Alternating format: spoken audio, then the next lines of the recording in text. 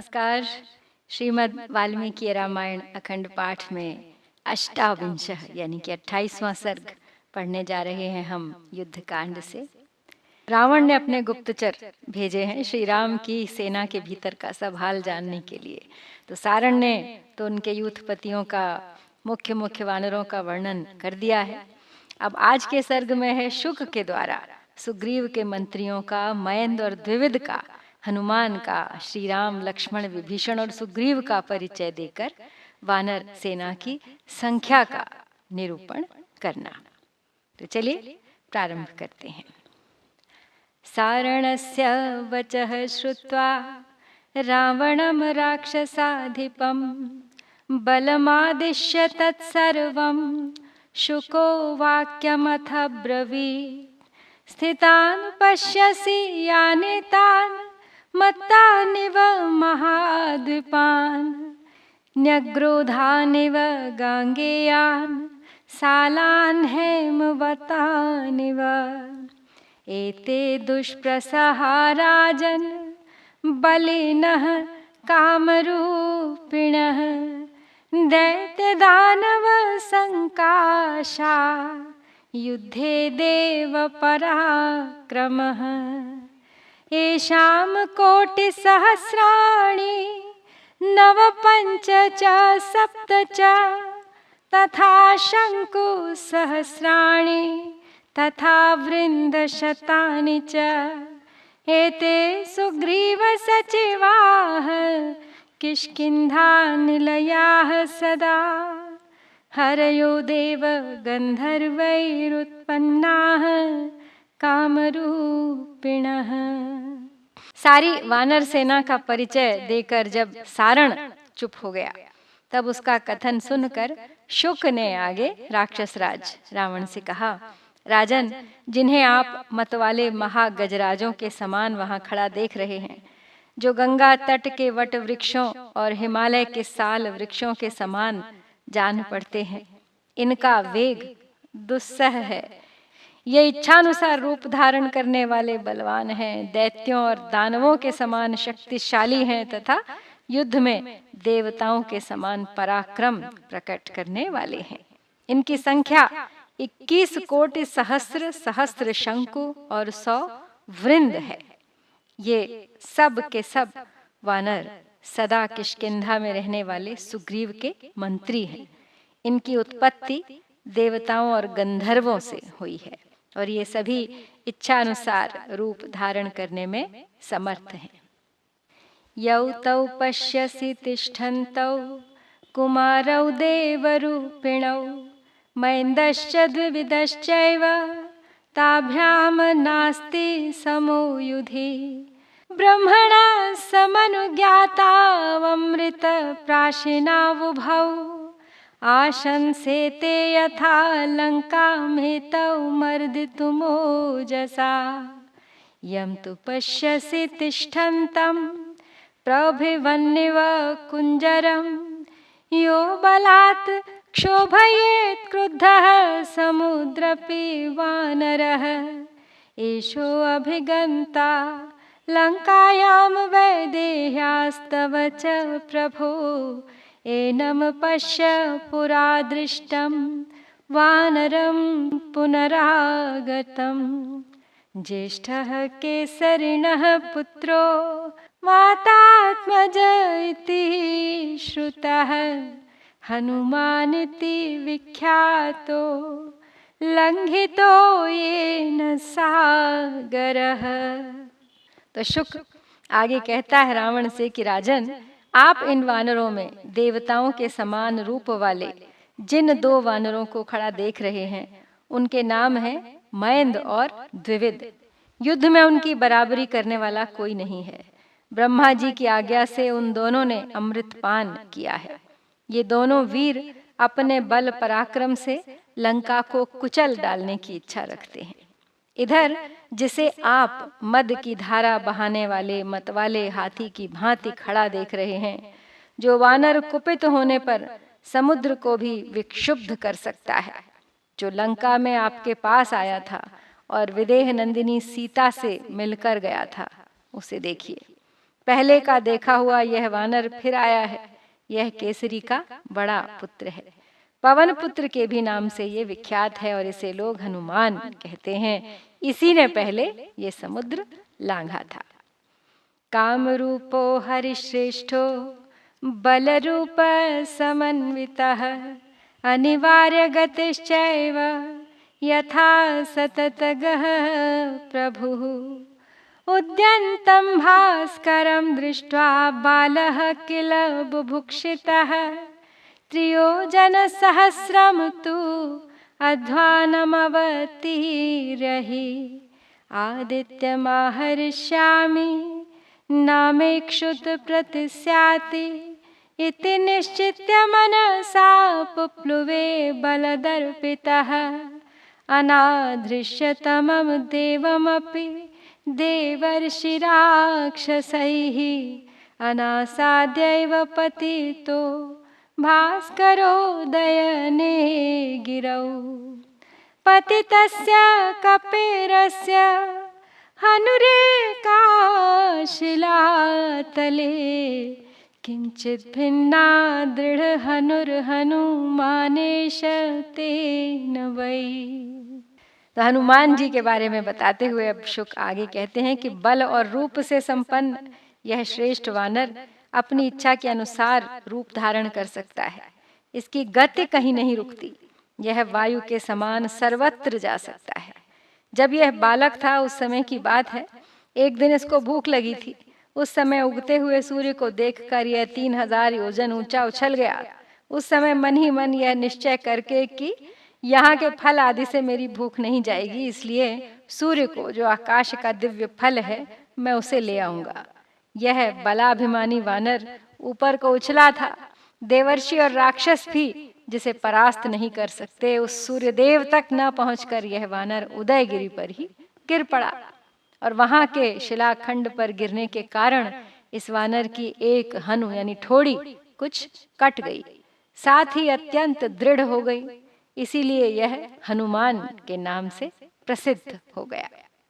सत्यमागम योगेन ममैष विदितो हरिः नास्य शक्यं बलं रूपं प्रभावो वानुभाषितुम् एषा शंसते लङ्कामेको मथितुमोजसा येन जाज्वल्यते असौ वै धूमकेतुस्तवाद्य वै लङ्कायां निहितश्चापि कथं विस्मरसे कपिम् यश्चैषोऽनन्तरः शूरः श्यामः पद्मनिभीक्षणः इक्ष्वाकूणामतिरथो लोके विश्रुतपौरुषः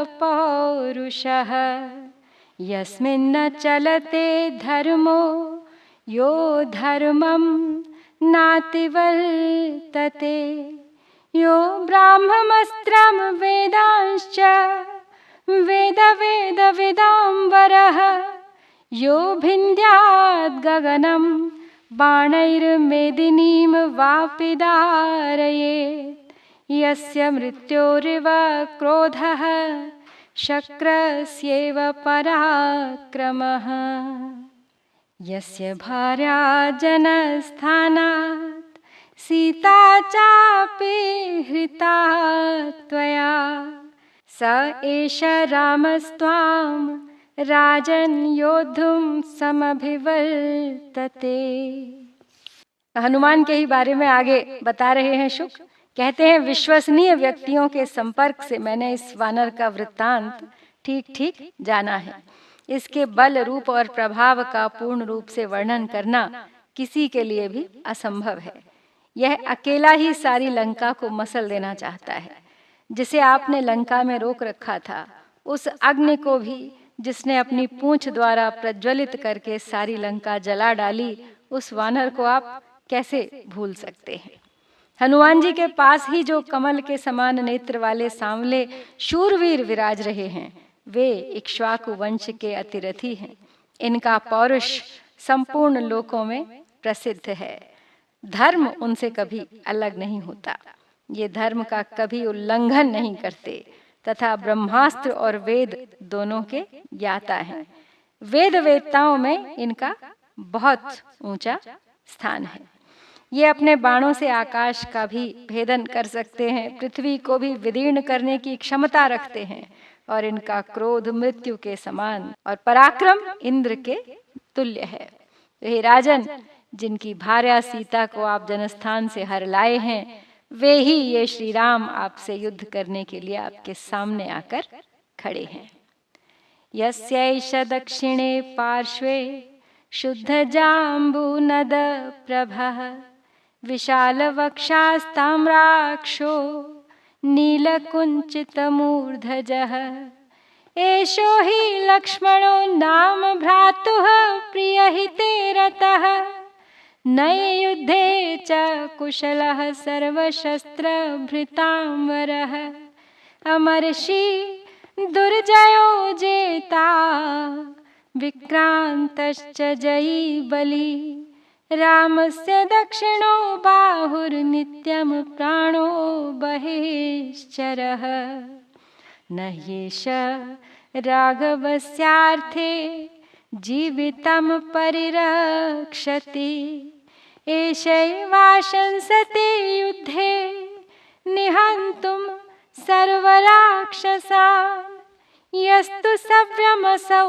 पक्षं रामस्याश्रित्य तिष्ठति रक्षो गणपरिक्षिप्तो राजा ह्येष विभीषणः श्रीमता राजराजेन लङ्कायामभिषेचितः त्वामसौ प्रतिसंरब्धो युद्धायैषो अभिवर्तते।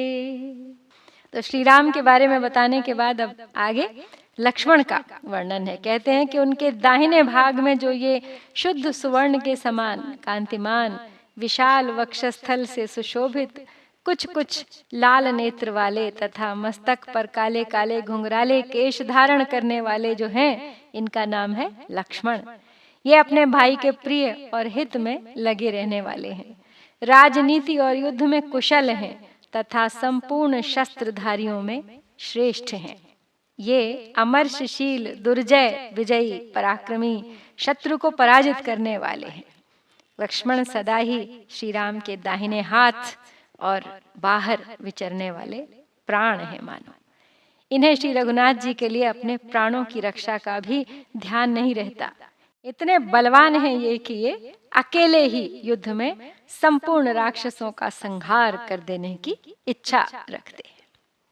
और अब श्री रामचंद्र जी की बाईं ओर जो राक्षसों से घिरे हुए खड़े हैं, वे राजा विभीषण हैं। राजाधिराज श्रीमान ने इन्हें लंका के राज्य पर अभिषिक्त कर दिया है। अब ये आप पर कुपित होकर युद्ध के लिए सामने आ गए हैं। इनका परिचय मैं आपको इससे अधिक और क्या दूं, आप स्वयं जानते हैं।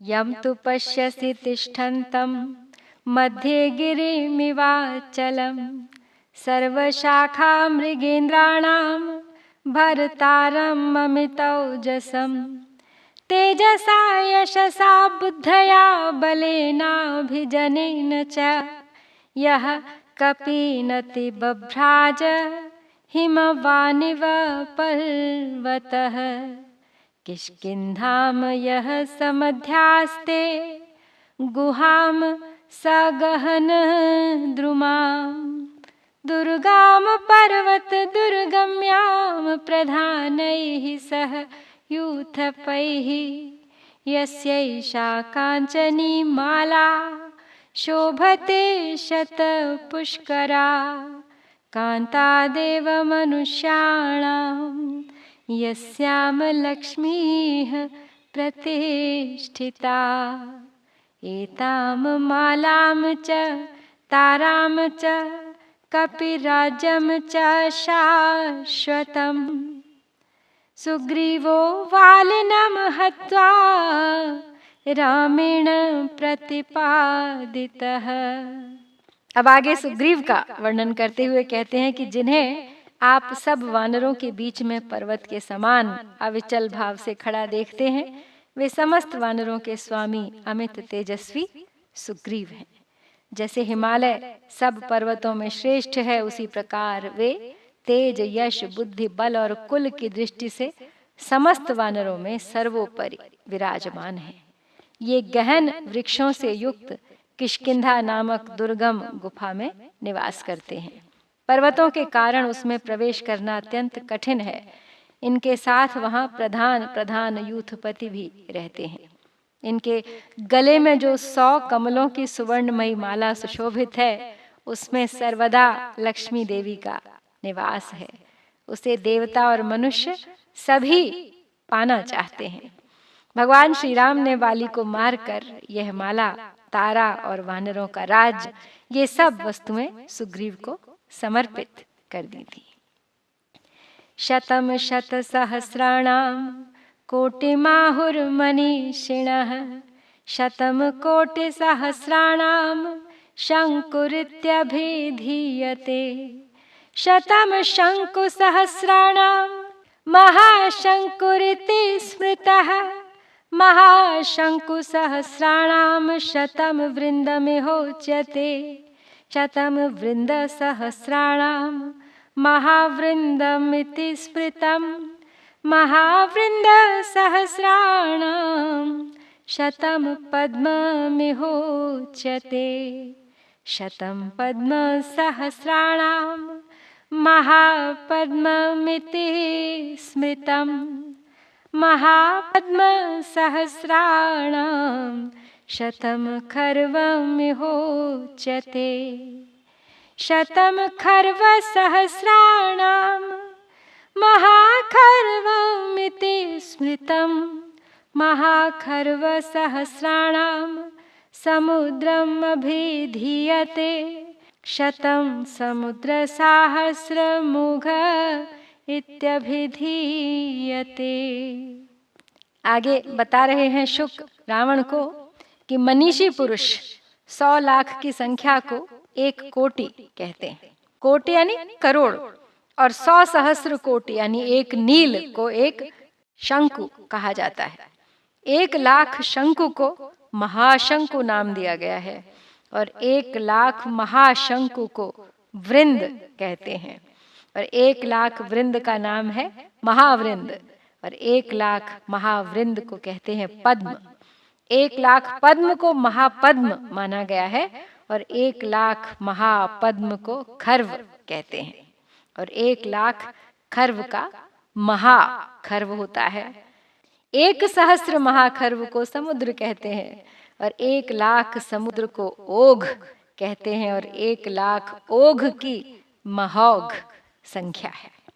अब इन संख्याओं का स्पष्टीकरण चाहिए तो कागज पेन लेकर बैठना पड़ेगा, और आश्चर्य होता है जानकर कि उस काल में इतनी लंबी लंबी संख्याओं का ज्ञान था हमारे मनीषियों को। शतमोघ सहस्राणाम महौघा इति विश्रुतः एवं कोटि सहस्रेण शंकूनाम च शतेन च महाशंकु सहस्रेण तथा वृंद शतेन च महावृंद सहस्रेण तथा पद्म शतेन च महापद्म सहस्रेण तथा खर्व शतेन च समुद्रेण च तेनैव महाौघेन तथैव च एषा कोटि महाौघेन समुद्र सदृशेन च विभीषणेन वीरेण सचिवैः परिवारितः सुग्रीवो वानरेन्द्रस्त्वां यथार्थम् अनुवर्तते महाबलवृतो नित्यं महाबलपराक्रमः इमां महाराज समीक्ष वाहिनीमुपस्थितां प्रज्वलितग्रहोपमां ततः प्रयत्नः परमो विधीयतां यथा जयः स्यान्न परैः पराभवः। इस प्रकार सहस्र कोटि, 100 शंकु, सहस्र महाशंकु, 100 वृंद, सहस्र महावृंद, 100 पद्म, सहस्र महापद्म, 100 खर्व, 100 समुद्र, 100 महोघ तथा समुद्र सदृश 100 कोटि महोघ सैनिकों से, वीर विभीषण से तथा अपने सचिवों से घिरे हुए वानर राज सुग्रीव आपको युद्ध के लिए ललकारते हुए सामने आ रहे हैं। विशाल सेना से घिरे हुए सुग्रीव महान बल और पराक्रम से संपन्न है। महाराज, यह सेना एक प्रकाशमान ग्रह के समान है। इसे उपस्थित देख आप कोई ऐसा उपाय करें जिससे आपकी विजय हो और शत्रुओं के सामने आपको नीचा ना देखना पड़े। तो इस प्रकार शुक द्वारा श्री राम की संपूर्ण सेना के सभी महारथियों के उसकी संख्या के वर्णन के साथ हम श्री वाल्मीकि निर्मित आर्ष रामायण आदि काव्य के युद्ध कांड में 28वां सर्ग पूरा करते हैं। इत्यार्षे श्रीमद् रामायणे वाल्मीकिये आदि काव्ये युद्ध कांडे 28वां सर्गः। ओम श्री सीतारामचंद्राभ्याम नमः।